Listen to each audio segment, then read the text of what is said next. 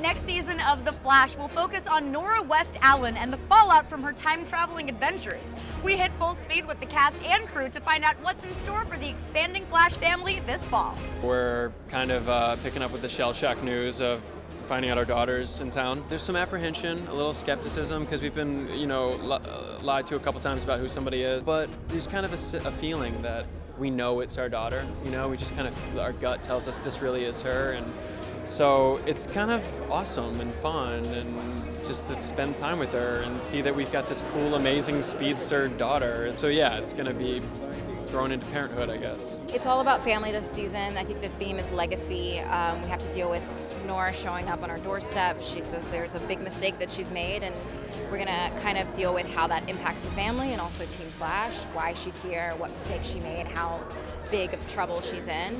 So it's gonna be really interesting watching Barry and Iris deal with their similarly aged daughter from the future. Well, I guess you're gonna find out pretty quickly what my big mistake is that I made. Nora, I need to know. My poker face is that bad, huh? Please, why'd you keep this from us? And yeah, you sort of realize even more so that there's something strange going on between my mom and I, and that, over the first few episodes kind of gets revealed, and that I just revere my father more than anything, and he can do no wrong. It's interesting because Nora is such a daddy's girl. We'll find out. She is very much in love with her dad and wants to spend time with him, and she's not as keen on doing that with her mother. And so I think that's a sore spot for Iris. I think she doesn't understand why. We'll find out later. But we saw a little bit of that in the season finale, that Iris and Nora don't have the best of relationships, and there's a reason for that.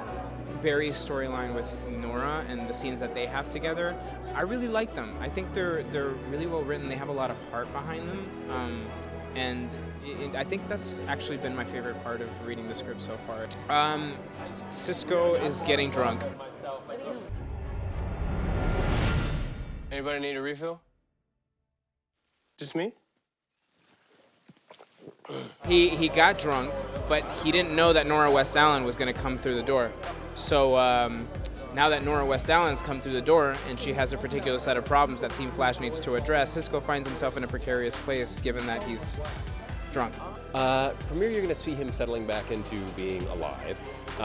And for the season, we're going to start exploring that detective aspect of the character more. That's such a core aspect of the character. So we're going to dig into that, which is something I've been wanting to do for a really long time.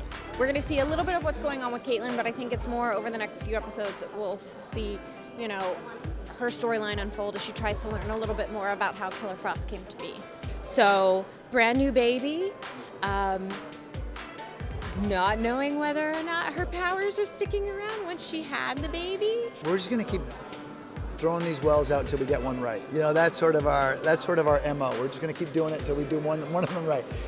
This year is going to be some more shameless acting by me. The guy that I'm coming up with this year is a bit of a Sherlock Holmes guy, only he's got a twist on it, and it may not be the guy you'd want to hang out with your family the most. Might not be the guy that you trust as much, but we got to solve some things, and he's very good at solving things.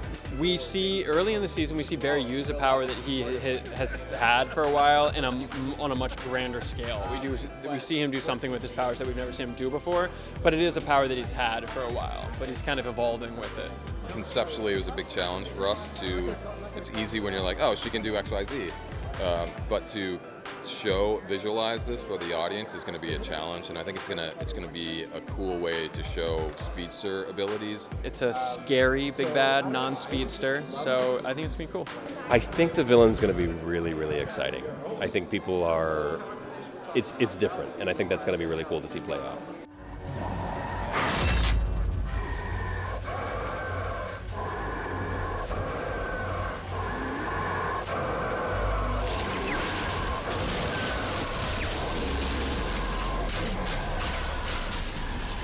I'll tell you that whoever the big bad is, they're hot. Okay. They're hot stuff. Yeah. No, so, last year we tried to lighten it up a little bit, and we did, but then, of course, towards the end of the season, it got dark again. But, this year I think the comedy and the levity is gonna be with the team, and the darkness is gonna come from the meta. And I think that's sort of the best recipe for our show. I don't have a suit. Actually, I have a backup. total fan favorite.